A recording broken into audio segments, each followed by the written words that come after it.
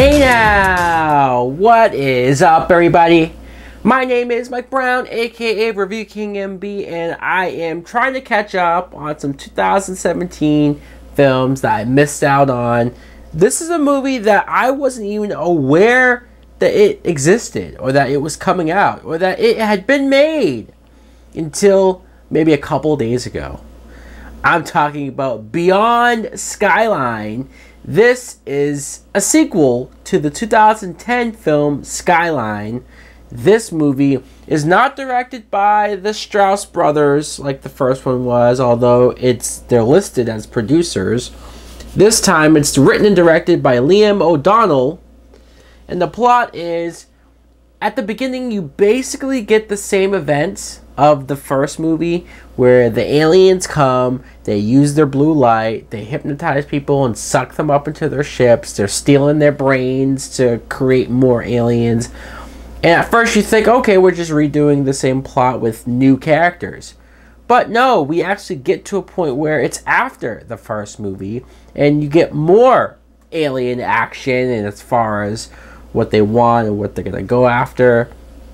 But this time we get more badass characters. Now, what I thought of Beyond Skyline is, I enjoyed the movie. Look, I didn't love it. I wasn't sitting there like, oh my god, this is the greatest thing ever. But I did say this is an improvement from the first movie. The first movie, I know lots of people hated it. Lots of people just crapped on it and said it was awful and low budget and horrible characters and dialogue. And most of that is true. But I was okay with it. I was kind of sort of into it. And especially at the very end of the movie, where they went in a direction where I was like, whoa, give me a sequel. Now, I had to wait like 7-8 years to get that sequel, but you finally do get this sequel. This time we have Frank Grillo, who plays Mark. He's a cop. He's also a father. He's trying to take care of his son, Trent, who gets into trouble. Then the alien invasion happens, and they're trying to survive.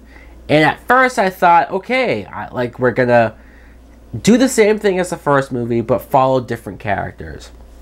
Now, I was surprised that about 20 minutes in, something happens that was the end of the first movie. And I thought, wait a minute, wow, we just breezed through that. And then you get to a point where you're past the first movie, and you're doing new stuff and different stuff, and you're getting even some more of the alien stuff and their technology and their backstory and what they're able to do.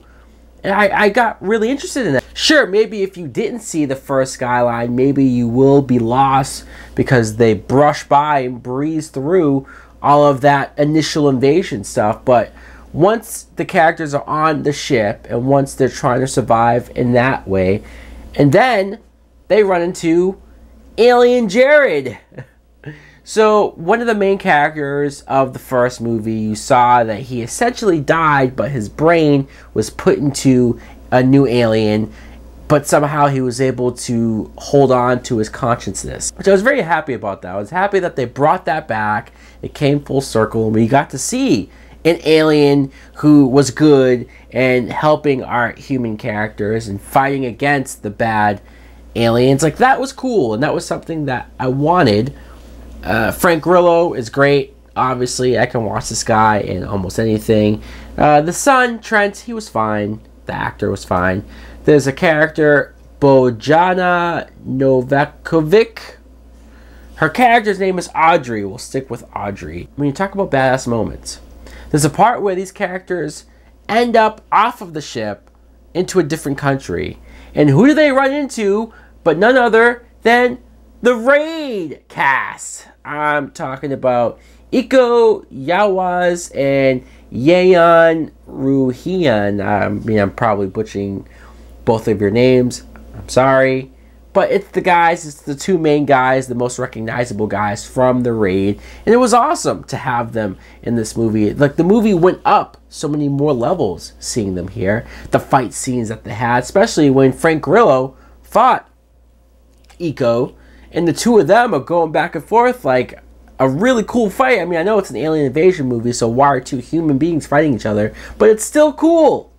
And then you come to a point where these guys are fighting aliens, like hand-to-hand fighting aliens. And I know it sounds silly. In the first movie, the aliens were a lot more unstoppable, a lot more hard to beat. You had some like huge giant size aliens, and this time it seems like it's more people in suits, a little bit more practical effects. I mean, there's plenty of CGI, but some of the aliens, it's like you get to have a fight scene between a human and an alien. The budget was probably just around the same as the first movie. I don't know if this is going to make a whole lot of money, honestly, because it came out on VOD. It's not really in any theaters as far as I could tell. It came in so far under the radar, like I didn't see a trailer for this. I haven't heard any hype for this. It's been out for a few weeks and nobody's been talking about it. So that's sad, but I will say this is a fun film. This is something that I definitely think is worth your time, especially if you've seen the first movie. But even if you haven't, why not check this movie out? I enjoyed it. So guys, let me know in the comments below if you too have watched Beyond Skyline. Did you like it? Did you not care for it? Or is this a movie that you just don't want to see? Maybe you hated the first one so much you have no interest. Thanks for watching. Like, comment, subscribe. Later!